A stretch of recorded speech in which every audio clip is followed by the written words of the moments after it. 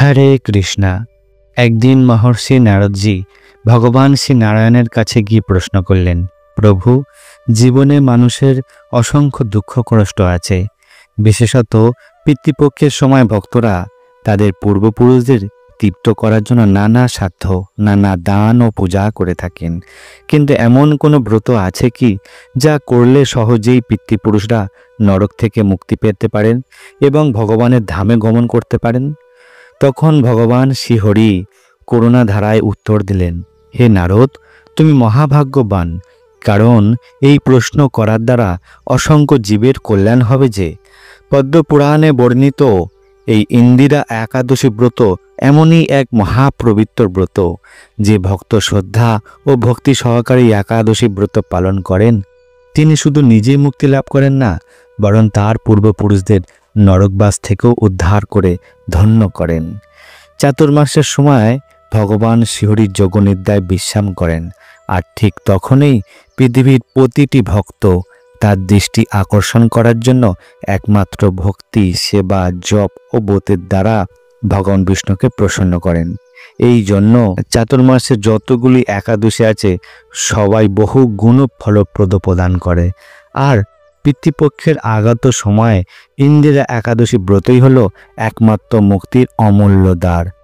তাই এবছরের ইন্দিরা একাদশী আসছে 27শে সেপ্টেম্বর 2025 বুধবার দিনকে। এই ইন্দিরা একাদশীর তিথি শুরু হচ্ছে 16 সেপ্টেম্বর রাত ঠিক 12টা 21 মিনিটে, আর তিথি শেষ হবে 17 সেপ্টেম্বর রাত ঠিক 11টা 39 মিনিটে। উদয় তিথি অনুযায়ী ব্রত পালন করতে হবে 17 সেপ্টেম্বর বুধবার দিনকে। আর পরের দিন অর্থাৎ 18 সেপ্টেম্বর বৃহস্পতিবার পালন সময় থাকছে সকাল 6টা 12 মিনিট থেকে 10টা 18 মিনিটের মধ্যে। তাই এই সময়ের মধ্যেই ব্রতের পালন করতে হবে। এই দিন জেনে নিই পূজা পার্বণের শুভ সময়গুলি। কখন ব্রহ্মমুহূর্ত শুরু হচ্ছে? একাদশীর দিন ব্রহ্মমুহূর্ত শুরু হচ্ছে ভোর ঠিক 4:33 মিনিট থেকে শুরু করে 5টা 20 মিনিট পর্যন্ত। এই দিন সূর্যোদয় হবে সকাল 6টা 7 মিনিটে, আর সূর্যাস্ত যাবে সন্ধ্যা ঠিক 6টা 24 মিনিটে।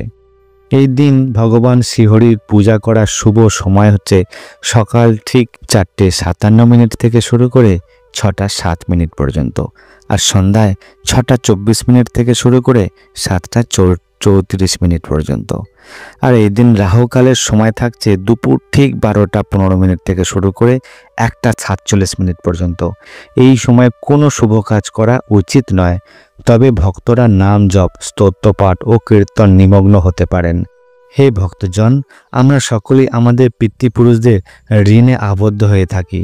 তাদের আশীর্বাদ ছাড়া জীবনের একটুও পদক্ষেপ সম্ভব নয়। এই কারণে পিতৃপক্ষ মাসে মানুষ শ্রাদ্ধ ও তর্পণের মাধ্যমে তাদের স্মরণ করে থাকে।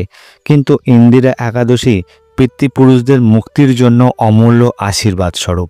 শাস্ত্রে বর্ণিত আছে, যদি কারোর পূর্বপুরুষ এই একাদশীর দিনে দেহত্যাগ করেন তবে সেই দিনে শ্রাদ্ধ করা উচিত নয়, কারণ একাদশীর দিনে পিতৃলোকবাসীরা পর্যন্ত অন্ন গ্রহণ করেন না।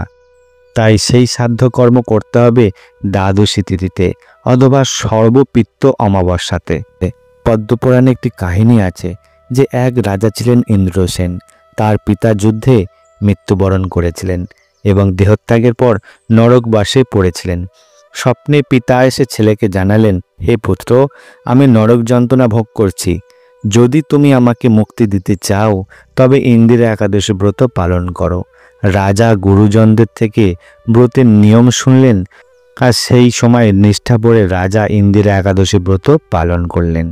এর ফলেই তার পিতা নরক যন্ত্রণা থেকে মুক্তি পেয়ে বৈকুণ্ঠ ধামে গমন করলেন।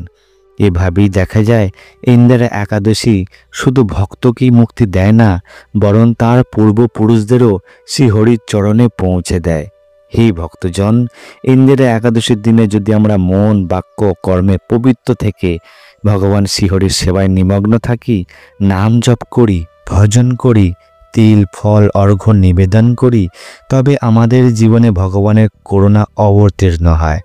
আর আমাদের পূর্বপুরুষেরাও আনন্দের শান্তিতে মুক্তির গৌরবে ধন্য হয়ে থাকেন। তাই আসুন এই 17 সেপ্টেম্বর 2025 তারিখে আমরা সকলে ইন্দিরা একাদশী ব্রত পালন করি এবং ভগবান শ্রীহরির চরণে নিবেদন করি আমাদের ভক্তি ও প্রার্থনা ও অশ্ববিন্দু দ্বারা।